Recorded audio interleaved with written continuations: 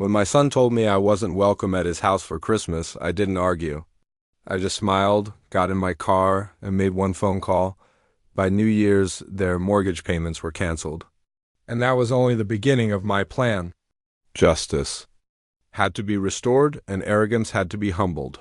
What I did next you won't believe, but before we continue, make sure to subscribe to the channel and tell us in the comments where you're watching from. I could make my famous turkey this year, I said, sinking into Noah's leather couch, the one with the sage stuffing your mother loved. Remember how she always said it was better than her grandmother's? My words drifted into the warm air, mixing with the scent of Matthew's pricey vanilla candles. Noah shifted beside me, his wedding ring glinting in the glow of their towering Christmas tree. His shoulders tensed as if bracing himself. "Dad, unfortunately, you won't be welcome here for Christmas." The words hit like a punch. For a second, I thought I'd misheard. What do you mean? Why wouldn't I be welcome? Noah didn't look at me. His eyes stayed locked on the marble coffee table, the one I'd helped him pick out when Matthew decided their old furniture wasn't good enough. "Matthew's parents are coming," he muttered. "They'd prefer if you weren't here." My hands went cold. "They'd prefer?" "It's just easier this way, Dad. You know how her family is about traditions. They do things differently." His voice grew smaller with each word. I looked around the room, the silk curtains I'd paid for when Matthew complained about privacy, the hardwood floors from my second mortgage, the crown molding that had maxed out my credit card. Every corner of that house carried my fingerprints, my sacrifices, my love for my son. "Their own way," I repeated slowly. "And what way is that, Noah?" He flinched. "Dad, please don't make this harder than it has to be." Through the kitchen archway, I spotted Matthew's shiny KitchenAid mixer, the top-of-the-line model she had to have during her brief holiday baking phase. $2,000 of my money, probably used twice. And where exactly should I spend Christmas? I asked, softer than I meant to. Noah's face faltered. "Maybe you could visit Aunt Aurora. Or we could do something the weekend after." The weekend after. As if Christmas were nothing more than an appointment to reschedule, I stood, my knees aching from years of carrying burdens alone. "I see." "Dad, wait," but I was already heading for the door. Past the family photos where my face grew smaller in each frame. Past the coat closet stuffed with Matthew's endless jackets, my hand rested on the cold doorknob. "Son," I said, not turning back, "tell Matthew's parents. Feliz Navidad." The December air slapped my face as I stepped into the night. Behind me, Noah called my name once, then the soft click of the door closing. Final, absolute. I sat in my truck for a moment, watching Christmas lights sparkle in the windows of homes where I'd never belong. My phone buzzed Noah, no doubt with empty apologies. I let it ring. Instead, I started the engine and drove off, leaving behind the glowing house I'd paid for but would never call home. The heater hummed as I navigated familiar streets through South Hills. Every corner carried memories of the man I used to be, the man who believed family came first, who would give his last dollar just to see his son smile. That man was a fool. At the red light on 29th and Grand, I watched a young father loading Christmas presents into his SUV. His kids pressed their faces against the glass, eyes wide with excitement. Once, that had been Noah and me, before Matthew. Before I became nothing more than a walking wallet with inconvenient emotions. The numbers flashed in my head like a broken slot machine. $2,800. Every month for 5 years. $140,000. More than Sophia and I ever saved for retirement. Gone. Just gone. The light turned green. My foot pressed the accelerator harder than necessary. The truck answered with a low growl, echoing my mood. 5th Street. That's where I'd refinanced our home, Sophia's and mine, to cover their down payment. I still remember the loan officer's face, the pity in his eyes I didn't catch at the time. "Mr. Flores, are you sure about this? You're risking a lot for someone else's investment." Someone else's investment? No, not to me. It was my son's future, my family's security. Then came Lincoln Street, the bank where I took out a second mortgage after Noah lost his job 2 years ago. "Just temporary, Dad, just until I get back on my feet." That's what he told me. And Matthew, standing behind him, a $700 purse on her shoulder, nodding like she cared, while silently weighing how much my desperation was worth. I know now it was worth nothing. I pulled into my driveway, the cracked concrete still waiting. For repairs I couldn't afford, because every spare dollar vanished into their perfect suburban dream. The porch light flickered overhead, another thing I'd put off fixing. Inside, the house was hollow. No Sophia's laughter, no warmth of family gatherings, just silence where life used to be. As I fumbled with my keys. My phone rang, its sharp tone bouncing off the empty walls. Matthew, of course. Probably calling to explain why I wasn't good enough for her parents' delicate sensibilities. Perfect timing. I'd been waiting 5 years for this conversation. I let the phone ring 4 times before answering, just long enough to make her wonder if I would. Dennis.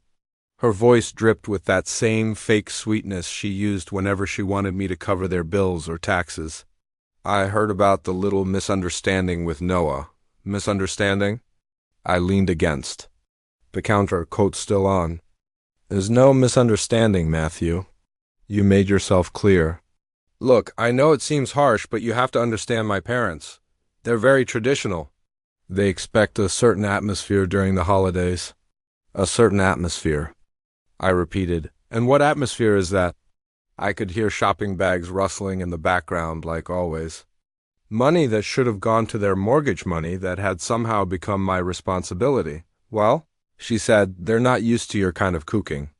All that spicy Mexican food and loud music. And Dennis, they're educated people. They expect conversation about art, literature, current events. The words hit harder than a fist. 8 years of swallowing insults for Noah's sake, of pretending not to notice the way she looked at me like I was hired help. My kind of cooking, I said calmly. You mean the food you ate every Sunday for 3 years when money was tight? The tamales you said reminded you of your grandmother? That was different. We were grateful then. But now, with my parents, now with your parents, you can't have the Mexican peasant embarrassing you at the table, right? Her sweetness evaporated. Don't be dramatic, Dennis. This isn't about race. It's about class. My father graduated summa cum laude from Washington State. My mother speaks 4 languages. They summer in the Hamptons. What would you even contribute? Stories about laying tile? Heat surged in my chest, but my voice stayed steady. I built a business from nothing after your husband's grandfather passed. I've employed more than 50 people. I've paid more in taxes than your father earned in his best year. Money isn't everything, Dennis. Breeding matters. Education matters. And frankly, Sophia understood her place better than you do. The silence on the line was deafening. She had crossed into territory I didn't even know existed until she stomped right over it in her designer heels. What did you just say about my wife? I'm just saying she knew how to blend in. She didn't make waves. She understood some spaces weren't meant for her. My hand clenched the phone so tight my knuckles went white. Sophia had more class in her little finger than your entire bloodline will ever have.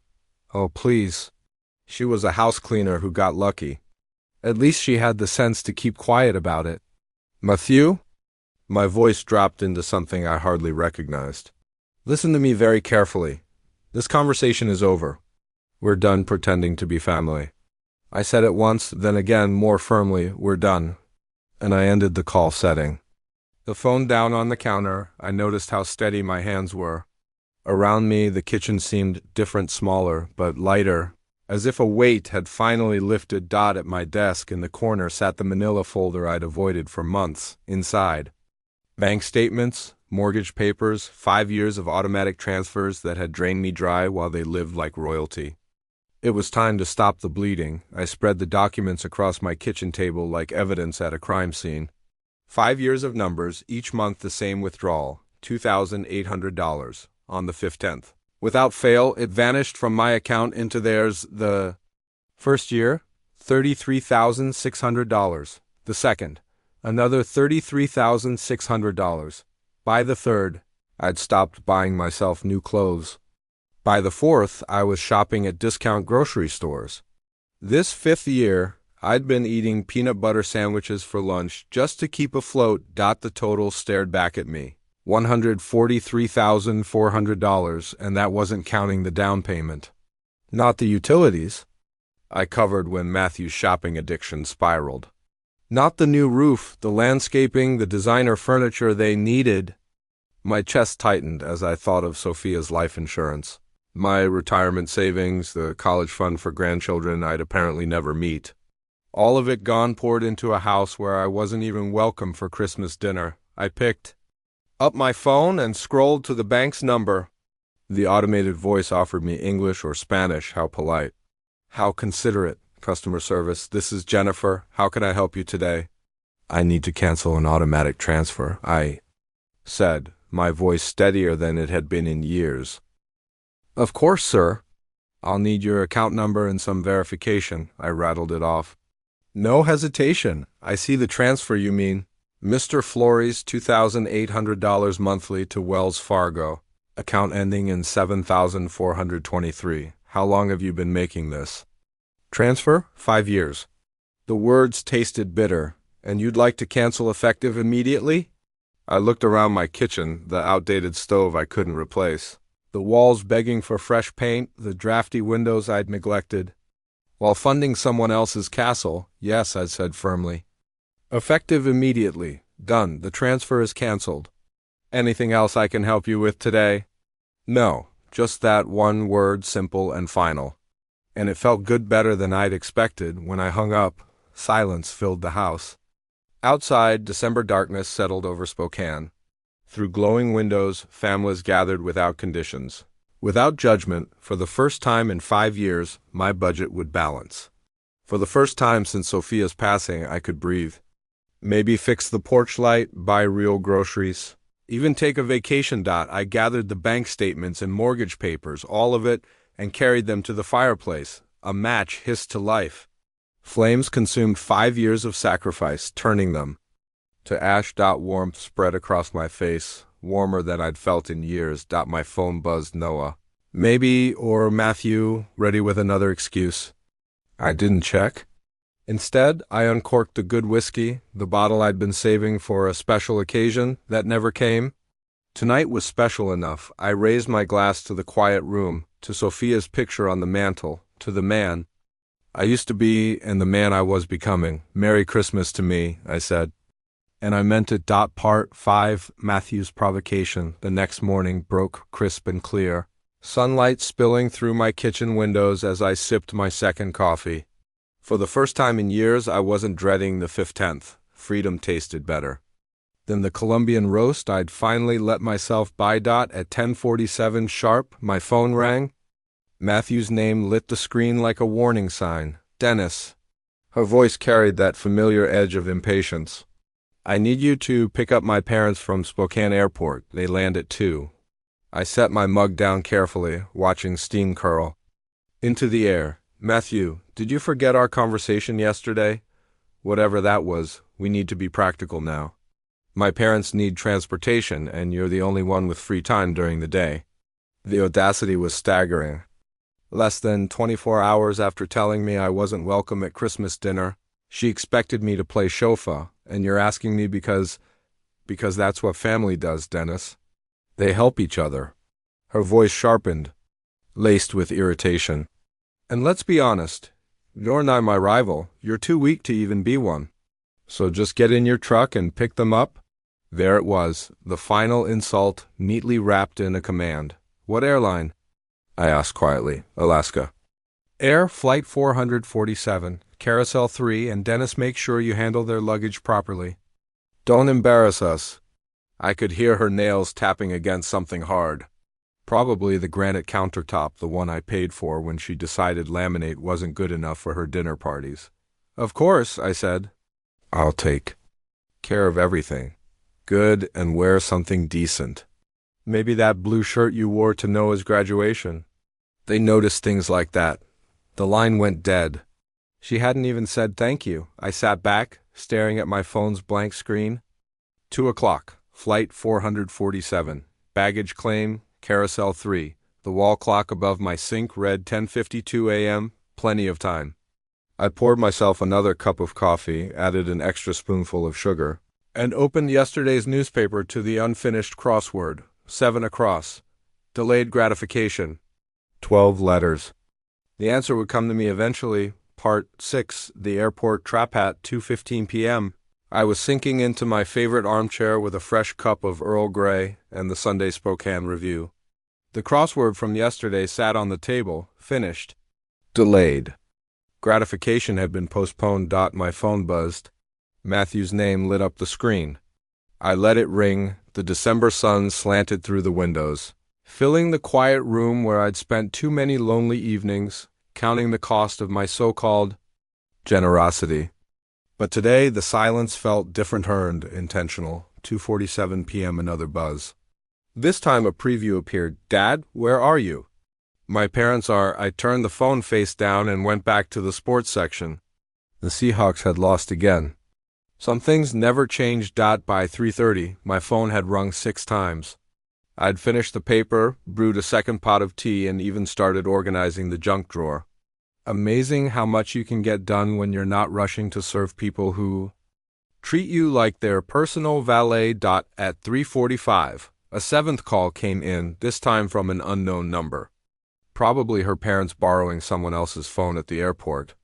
I let it ring too. Outside, a neighbor hung Christmas lights while his kids ran wild in the yard, brimming with that restless December energy.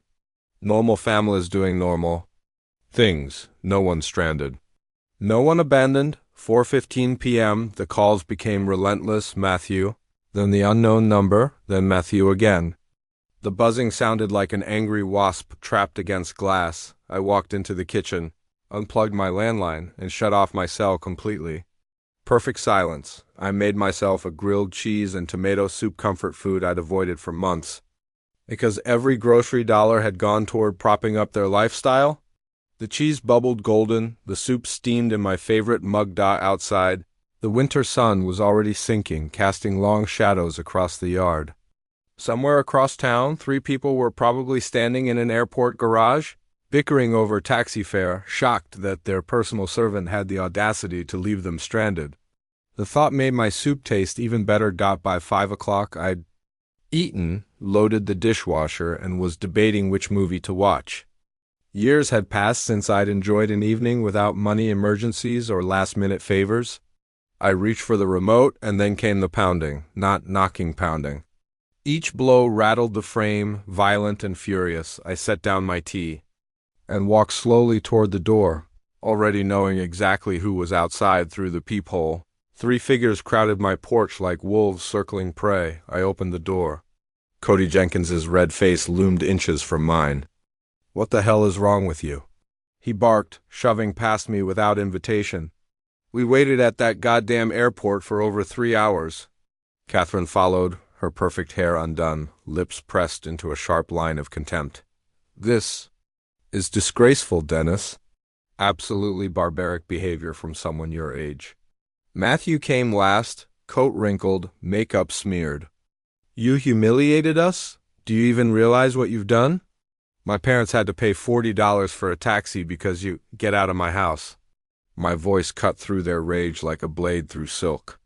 They froze, shocked at the steel. In my tone, Cody's face went from red to purple. "Excuse me? You don't get to make demands here? Not after what you pulled today?" "This is my house," I said quietly, holding my ground. "And I want you out. Now." Catherine stepped forward, dripping condescension she'd perfected over decades. "Dennis, you clearly don't understand the magnitude of your mistake. My husband has connections, business, social. You can't treat people like us this way and expect—" "This was a lesson," I interrupted, my eyes locked on hers. "A lesson about arrogance.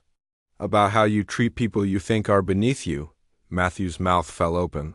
"A lesson? Who do you think you are? You're nobody.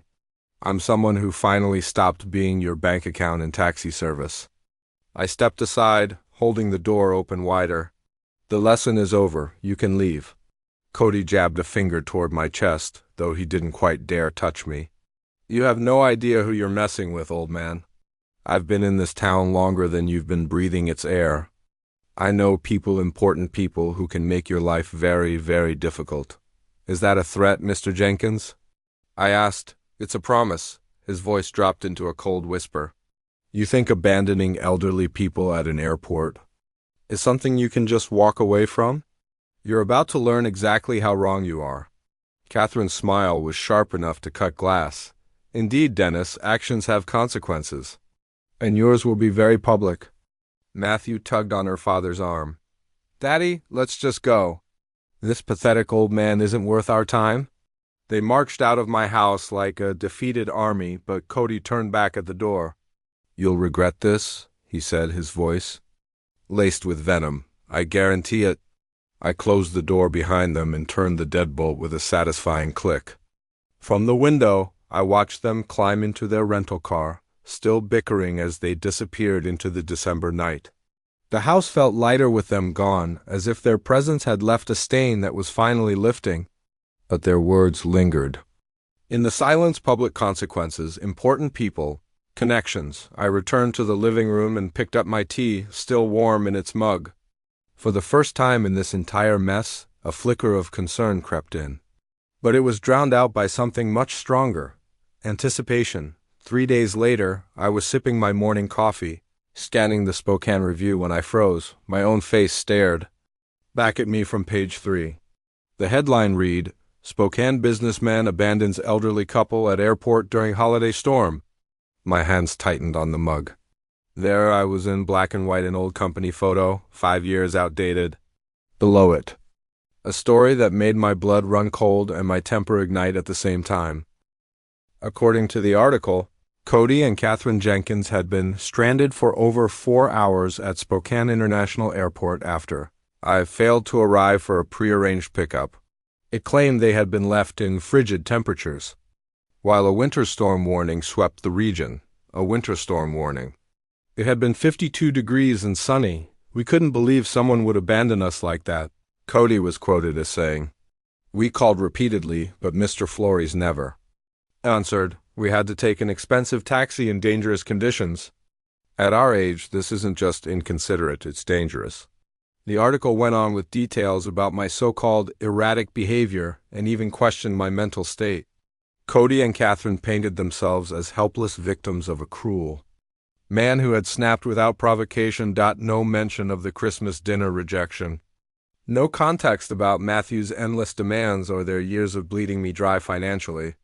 Just me, the villain of Cody's carefully crafted story. I set my coffee down and read the article again, then a third time. The byline, Patricia Morrison, lifestyle editor. I didn't know her name, but I knew the tactic. Cody had called in favors, leveraging his old banking connections to land the story exactly where it would inflict the most damage. Smart, very smart. For the first time in this whole ordeal, I felt something unexpected respect. These weren't just spoiled heirs throwing tantrums. They were deliberate, calculating. They knew that in a small city like Spokane, reputation is everything. One well-placed article could undo decades of work. They hadn't just picked a fight. They'd declared war. I folded the paper neatly and set it aside. My mind shifted into the same methodical mode that had once built my business from nothing. This wasn't about an airport pickup anymore. This wasn't about Christmas dinner or mortgage payments. This was about survival. About winning. I pulled out my laptop and began typing. Cody Jenkins. Catherine Jenkins. Matthew Flores. Their social media profiles lit up my screen connections, habits, weaknesses, everything they had foolishly made public. If they wanted to play chess, I would show them what a real strategist looked like. I glanced at the calendar. December 18th, 7 days until Christmas. 7 days to plan something they'd never forget. For 3 days straight, I lived in another world. Not as Dennis Flores, the weary old man my family dismissed, but as Dennis Flores, builder, fighter, strategist, the man who refused to let parasites destroy what had taken 40 years to create. My laptop became a war room. Browser tabs stacked like playing cards, each revealing another piece of the Jenkins' carefully curated lives. Cody, retired bank manager, treasurer of the Inland Northwest Business Leaders Association, country club member, a man with influence. A man with much to lose, Catherine Instagram queen, her feed a glossy display of charity luncheons, wine tastings, vacation snaps. A lifestyle built not on her own work, but on the money she siphoned from others, including me. Matthew on Facebook, proudly flaunting our home, the kitchen I paid for, the dinners hosted on utility bills I had covered. Her posts dripped with self-congratulation, blinded by entitlement, and then there was Noah. His LinkedIn activity revealed a new connection. Patricia Morrison, the same lifestyle editor who had written that hit piece. Through him, the puzzle locked into place. Cody had reached her using his network, pulling strings to plant the story. I leaned back, surveying the evidence sprawled across my screen. They had made 3 critical mistakes. First, they underestimated me. Second, they went public, meaning I could too. Third, they left a digital trail of hypocrisy for the world to see. I opened a fresh document and began typing.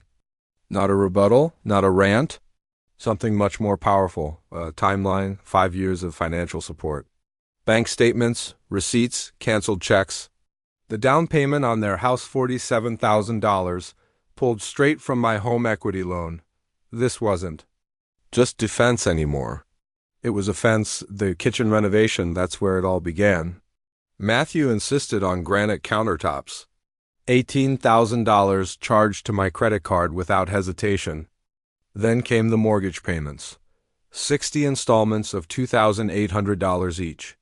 That's $168,000, and when you add everything together, nearly $250,000. More than I had ever spent on myself in the last decade. My phone buzzed with a message from a number I didn't recognize. Probably Matthew trying a new tactic. I ignored it and kept working. By evening, everything was neatly stacked inside a thick manila folder. Bank statements, receipts, screenshots from their social media flaunting the things I'd funded, and even a copy of the newspaper article with my own red ink scribbled in the margins exposing every lie on my wall calendar. December 24th was circled in red, not for Christmas, for justice. According to Matthew's Facebook, they were hosting Christmas dinner. 12 guests, family and friends, the kind who read the Spokane Review and believed what they saw in print. People who deserved to know the truth. I closed my laptop and reached for my camera, the one I'd once used to document job sites. Tomorrow, it would document something far different. Christmas Eve arrived cold and gray, the kind of Spokane winter day that made others grateful for warm homes and family gatherings. Not me. I wasn't welcome in either. But I had a different plan. Like an attorney preparing for trial, I laid out my evidence. Bank statements, highlighted mortgage payments, receipts in chronological order. Photos of Matthew's new jewelry, their vacations, their lavish decorations, all paid for by me. 12 copies of everything, one for each guest. On top of each stack, the newspaper article with my handwritten notes in red, lie beside. Cody's weather claims. False beside the accusations about my erratic behavior, conveniently leaving out 5 years of financial support. I dressed in my best navy blue suit, the one I wore to Sophia's funeral. Today wasn't a funeral, but it was a farewell, goodbye to the man who allowed himself to be used. Tonight, I would no longer be the doormat. By 6:30, my briefcase was packed and ready. Their home glowed warmly in Kendall Yards, cars spilling onto the street. Through the windows, I saw Matthew playing hostess in the house my money had built. I parked across the street and waited until 6:45, just late enough for dinner to be in full swing, inside. Laughter and chatter filled the air. I walked into the dining room, briefcase in hand. 12 faces turned toward me, expressions shifting from confusion to shock. Matthew froze mid-sip. Cody and Catherine looked like they'd seen a ghost. "Good evening, everyone," I said calmly, setting my briefcase on the marble sideboard. "I hope you don't mind if I join you." "Dennis, this is inappropriate." "You need to leave," Matthew snapped, voice trembling. "Actually," I replied, pulling out the first packet, "your guests deserve to know who really paid for this celebration." One by one, I placed the documents in front of them.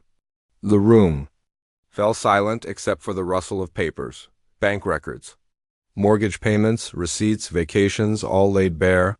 Guests exchanged bewildered glances as the evidence spoke louder than any accusation. "Matthew, why didn't you tell us?" someone finally asked, disbelief etched on their face. Her perfect composure cracked. "It's not what it looks like." Dennis offered to help. Offered? I cut in, laying down the newspaper article. "And this? The lies you fed the media, portraying me as unstable, dangerous, conveniently ignoring years of financial support?" The air grew heavy, the laughter long gone. Guests studied the article, my notes glaring in red ink. Cody shifted uncomfortably, his earlier arrogance fading.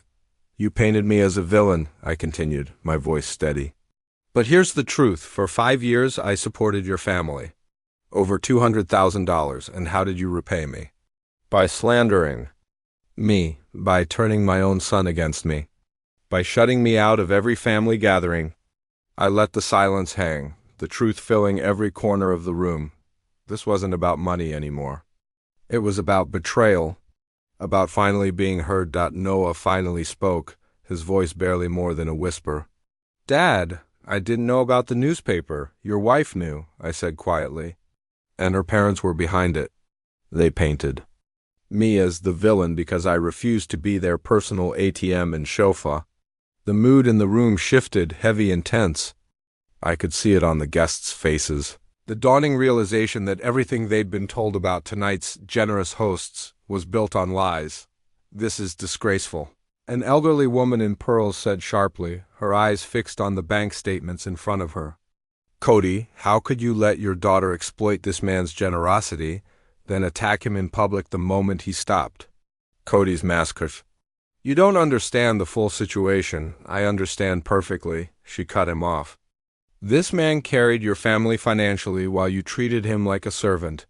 And when he finally said no, you tried to destroy his name." Catherine's voice trembled. "He abandoned us at the airport. After you told me I wasn't welcome at Christmas dinner because my presence would offend your parents," I replied calmly. "After 5 years of paying their bills while you looked down on me for my ethnicity and education." The silence was suffocating. 12 guests stared at Cody and Catherine, their expressions shifting from disgust to embarrassment forever. Standing beside them, Matthew tried to take control one last time. "Everyone, please, this is a private family matter that's gone too far." "No," I said firmly. "It stopped being private when you dragged my name through the newspaper. When you decided my reputation was disposable for the sake of your pride." I looked around at unfamiliar faces, but I could tell they now saw me clearly. "I wanted you all to know the truth before you read about Dennis Flores in the paper again, because you will. But next time it'll be the real story." I closed my briefcase and straightened my tie. "Enjoy your dinner. It's the last one I'll be paying for." As I walked out, voices erupted behind me, accusations, demands, the sound of a carefully constructed image collapsing. To me, it was the sweetest Christmas music I had ever heard. The letter came months later. On a Tuesday in March, certified mail, stamped with legal weight. I signed for it at my door, breathing in the spring air, fresh, alive, nothing like the suffocating winter of those December nights. Notice of default. Final demand for payment. 3 months of missed mortgage payments. $8,400 overdue. 14 days to pay or lose the house I had helped them buy. I set the letter aside and sipped my coffee. It felt like reading news about a storm in a faraway city. Unfortunate, but no longer my concern. For weeks, my phone had been buzzing with desperate calls. Matthew's number was blocked after her first hysterical voicemail. Cody and Catherine, once social darlings, now whispered about in Spokane with pity and scorn. Even Noah had called, though I ignored him. Curious how long it would take for his pride to break. The answer was 97 days. That Thursday night, he knocked on my door. The confident man who once shut me out of Christmas was gone. In his place stood someone aged, haggard, his suit wrinkled. Dark circles etched beneath his eyes, desperation clinging to him like cheap cologne. "Dad," he said, his voice raw, "we need to talk." I stepped aside. He walked in, scanning my house as if seeing it for the first time, the new furniture bought with my first mortgage-free paycheck, the fresh paint on walls untouched for years while my money paid for his life. Repairs finally made, dreams finally. Mine again, nice place, he muttered. This is what happens when you invest in yourself instead of people who only take. Yeah, he whispered, sinking nervously onto the couch. Dad, I need you to know how sorry I am. About everything. Christmas dinner, the article, the way Matthew, the way we treated you. Go on, I said. I didn't know Cody. Planted that story, I swear. When I found out, he dragged his hands through his hair. God, Dad. The things they said about you, about Mom, my jaw tightened at the mention of Sophia. And what exactly did they say about your mother? That she knew her place better than you?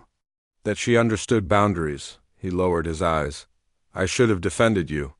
I should have stood up years ago. Yes, I said simply. You should have. We sat in heavy silence. Outside, a neighbor's lawnmower hummed. Ordinary sounds. In an ordinary neighborhood where sons didn't exile fathers on Christmas, the house is in foreclosure, Noah finally admitted. I know. We can't make the payments without... He stopped himself, hearing how pathetic it sounded. Without my money, I finished. Without the years I spent funding your life while your in-laws mocked me. Do you know how much I gave you in 5 years? He nodded miserably. Matthew added it up after Christmas. The down payment, the mortgage, everything. Over $200,000. $237,468, I corrected. I know the exact number, because for once I finally counted what it cost me. Noah's face crumpled. Dad, I'm sorry, I don't know how to fix this.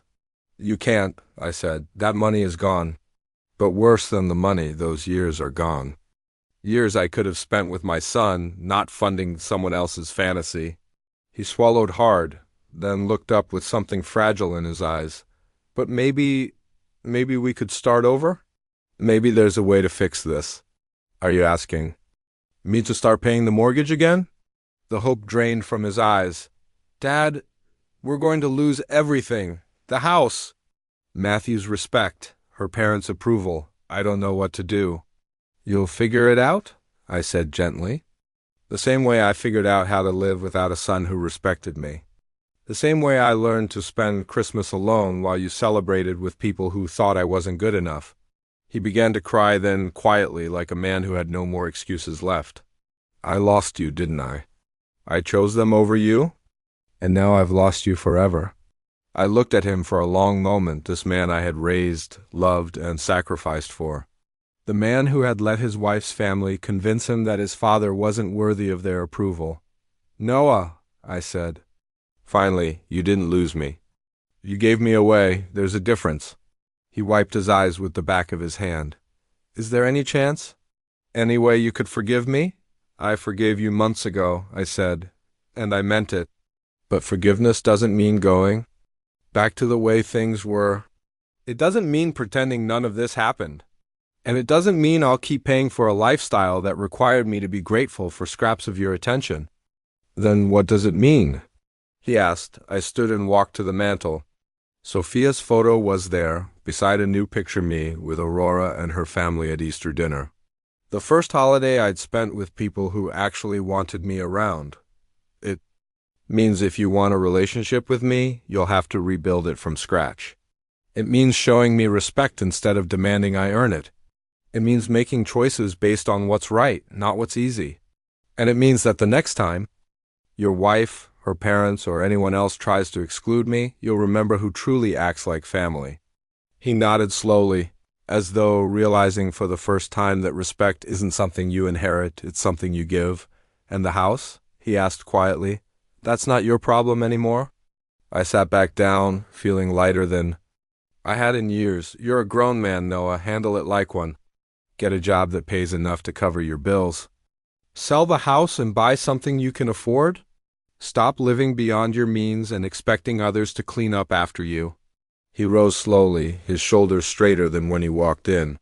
You're right about everything, he said. I know. He moved toward the door, then turned back. Dad, for what it's worth, When you stood up for yourself at Christmas dinner, I was proud of you.